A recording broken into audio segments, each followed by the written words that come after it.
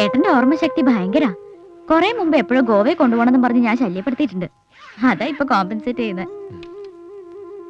ഈ ഭൂമി മലയാളം കണ്ട ഏറ്റവും ഭാഗ്യവതിയായ അനിയത്തി. ഇനിയൊരു ജന്മം ഉണ്ടെങ്കിൽ ഞാൻ പ്രാർത്ഥിക്കും ആ മനുഷ്യന്റെ കൂടെ പിറപ്പായി ജനിക്കാൻ. ഏട്ടനെ സ്നേഹിക്കാൻ മാത്രമേ അറിയൂ. അത് ഈ അനിയത്തിക്കും അതെ. ഒരു തരത്തിൽ ഭാഗ്യമായി യാത്ര. നീ ഇവിടെ ശ്വാസം മുട്ടി തുടങ്ങിയിരിക്കുന്നു. ഐ എം സോറി പപ്പ. അങ്ങനെ പറയരുത്. എനിക്കിവിടെ എന്താ കുഴപ്പം? ഈ സഹനശക്തി നന്മയായിട്ട് ഇവിടെ ആരും കാണില്ല. ഓക്കെ, കുറച്ച് ദിവസം നമുക്ക് ഈ വീട് മറക്കാം.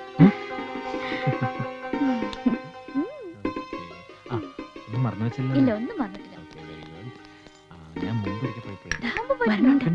കണ്ടോ, എന്നെ കൊണ്ടുപോയില്ലോ. മോനെ നന്ദ, ഇറങ്ങിയോ? അതെ ചേച്ചി. പോയിട്ട് വരാ ചേച്ചി. രാജി പോവാം. മോനെ, അച്ഛന് തീരെ വയ്യ കേട്ടോ. നീ ഇവിടെ ഇല്ലെങ്കില് ഞങ്ങൾക്ക് ആർക്കും അച്ഛനെ മാനേജ് ചെയ്യാൻ കഴിയില്ല. എത്ര പേര് ഇടവും മലവും നിന്നാലും നീ അടുത്തില്ലെങ്കില് അറിയാലോ അച്ഛന്റെ കാര്യം.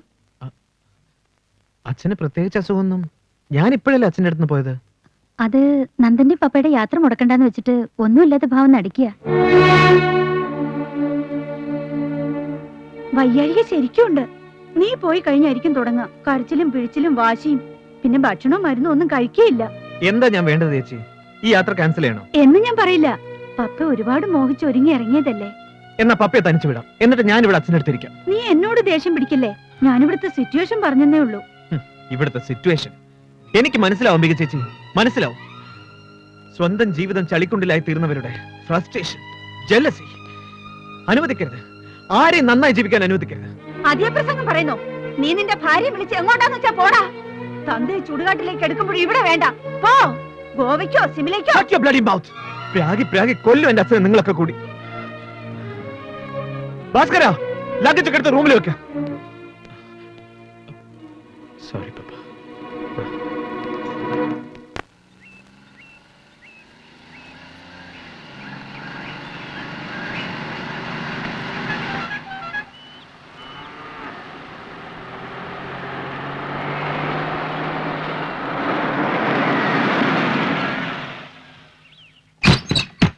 അപ്പുട്ടേ, അപ്പുട്ടേ,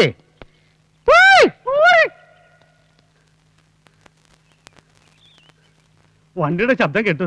ഞാൻ ആ പത്താപ്പേരുടെ പിന്നിലായിരുന്നു. പക്ഷെ തീരെ പ്രതീക്ഷിച്ചില്ല കേട്ടോ. അങ്ങനെ പ്രതീക്ഷിച്ചിരിക്കുമ്പോ കേറി വന്ന എന്താ അപ്പുട്ടി അതിനൊരു മേളം ഡിമാന്ന് വന്ന് വേണം. മുമ്പും താൻ എന്നെ അങ്ങനെയല്ലേ കണ്ടിട്ടുള്ളൂ. പകല് വെളിച്ചത്തിൽ നമ്മൾ തമ്മിൽ കാണുന്നത് ആദ്യം എന്നാ തോന്നേ. രാത്രിയിലല്ലേ പ്രത്യക്ഷപ്പെടൽ, അതുപോലെ അന്തർധാനവും. എന്താണ് കൊച്ചു തോർത്തുമുണ്ടൊക്കെ എടുത്ത് പത്തായപ്പുരയുടെ പിന്നിൽ നിന്നൊരു പ്രത്യക്ഷപ്പെടൽ? ആ അടിച്ചളിക്കാർ ഇപ്പോഴും സർവീസിലുണ്ടോ? അത് പെൻഷനായി, ഇപ്പൊ ആരുമില്ല. അധികം തുടങ്ങി ഞാൻ തന്നെയാ. വിരോധമില്ല. ഇവിടുത്തെ ഏകാന്തതയിൽ ഒരു നേരം പോക്കിനായി താൻ ഇനി ആരെങ്കിലും ഇവിടെ പാർപ്പിച്ചു എന്ന് തന്നെ വെക്കുക. വിരോധം ഒട്ടുമില്ല. പക്ഷെ വിരോധം ഉണ്ടാവും. ഒരു കമ്പനിക്ക് താൻ എന്നെ കൂടെ വിളിക്കാതിരുന്നാൽ. അല്ല, ബാഗും പെട്ടിയൊക്കെ ഇറക്കുന്നുണ്ടല്ലോ. 2 നാള് കാണുവോ? 2 നാളല്ല, ഇനിയുള്ള നാളുകൾ ചിലപ്പോൾ മുഴുവൻ ഞാനിവിടെ ഉണ്ടാവും.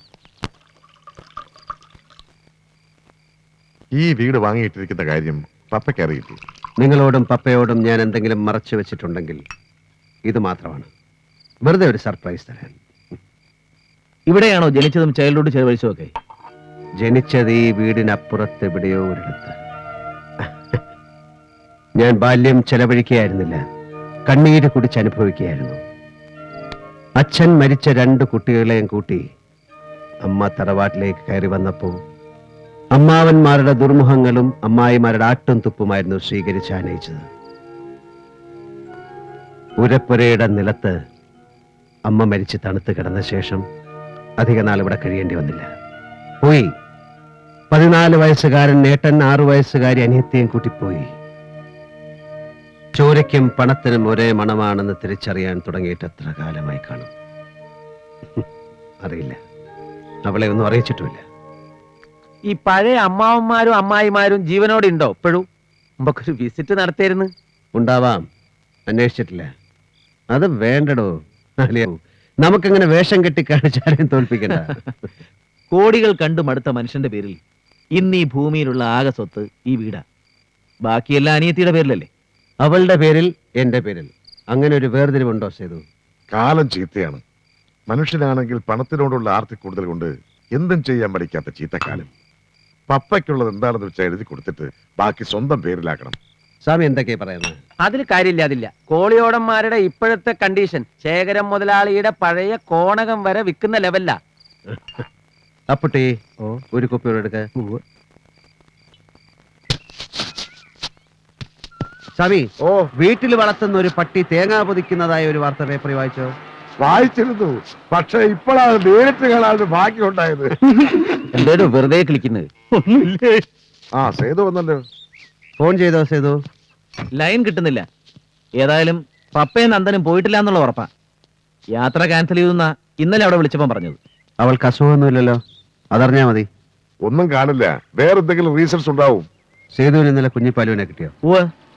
പുള്ളിയോട് നമ്മൾ ഇവിടെ ഉണ്ടെന്ന് പറഞ്ഞിട്ടുണ്ട്. പറ്റുമെങ്കിൽ ഇങ്ങോട്ട് ചാടാന്നും പറഞ്ഞു. ഇതാരാ ഇവിടെ? കുഞ്ഞിപ്പാൽ വേണോ? എന്താ ഒരു സസ്പെൻസ്. ഇറങ്ങുവായി. ഈ കുരിശ ഇതെങ്ങനെ ഇവിടെ? എന്താ ഡോക്ടർ മാലതി മേനോന്റെ ക്ഷമയില്ലാത്ത മോൾ ഇവിടെ? എനിക്ക് പപ്പയുടെ ഏട്ടനെ കാണാൻ, സംസാരിക്കാൻ. എങ്ങനെ അറിഞ്ഞു ഞങ്ങൾ ഇവിടെ ഉണ്ടെന്ന്? ഒരുപാട് അന്വേഷിച്ചു. ഒടുവിൽ കുഞ്ഞുപാലുവേട്ടൻ പറഞ്ഞു തന്നു. പിന്നെ ഒരു ഫ്രണ്ടിന്റെ കാറും കടം വാങ്ങി ഇനി പോന്നു. അമ്മയ്ക്കറിയോ? ഇല്ല, പറഞ്ഞു വിടില്ല. സോ പറയാതെ ചാടി. മോള് കിട്ടുന്ന സ്പീഡിൽ വണ്ടി തിരിച്ചുവിട്. വെറുതെ ഓരോ കുഴപ്പങ്ങൾ ഉണ്ടാക്കണ്ട. അവരവിടെ കിടന്ന് അന്വേഷിക്കില്ലേ?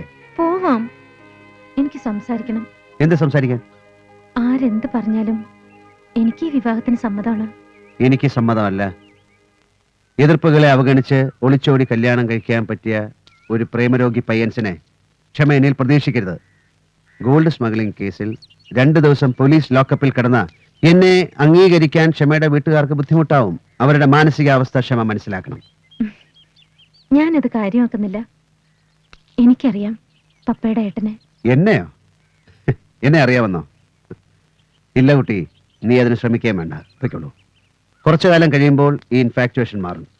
സ്വാമി, ആ കുട്ടിക്ക് പറഞ്ഞ് മനസ്സിലാക്കി കൊടുക്കുക.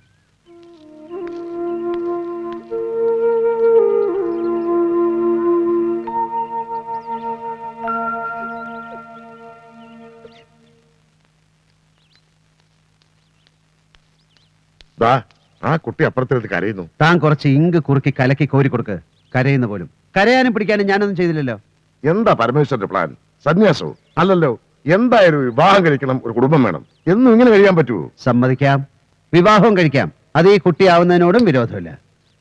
പക്ഷെ ആ കുട്ടിയുടെ അമ്മ നിങ്ങളോട് പറഞ്ഞില്ലേ അത് നടക്കില്ലെന്ന്? അവരങ്ങനെ പലതും പറയും. അയ്യടാ, അനുവാദം കാത്തു നിന്നും കൈനീട്ടി വാങ്ങി നമ്മൾ ഇതുവരെ എന്താ ചെയ്തത്? ആ കുട്ടി തയ്യാറായി കൊണ്ട് വന്നിരിക്കുക. ഇനി ഒരു നാളും തീയതി നോക്കി നമ്മൾ അതൊക്കെ നടത്തും. അത്രേ ഉള്ളൂ. വേണോ സ്വാമി? വേണം ഉസ്താദ്. എന്നാ നിങ്ങൾ ആ കുട്ടിയെ പറഞ്ഞേക്ക്. ഇന്ന് തന്നെ കെട്ടണമെന്ന് വാശിയിലൊന്നും അല്ലല്ലോ. സമയം മറട്ടെ. അതൊന്ന് നേരിട്ട് പറയേ, എന്നിട്ട് സന്തോഷമായിട്ട് ആ കുട്ടിയെ യാത്രയാക്കി.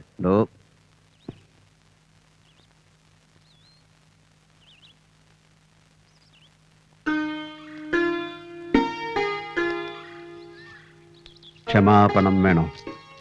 പപ്പയുടെ ഏട്ടൻ എന്ത് തെറ്റാ ചെയ്തത് ക്ഷമാപണം നടത്താൻ? ക്ഷമാപണം വേണോന്ന്.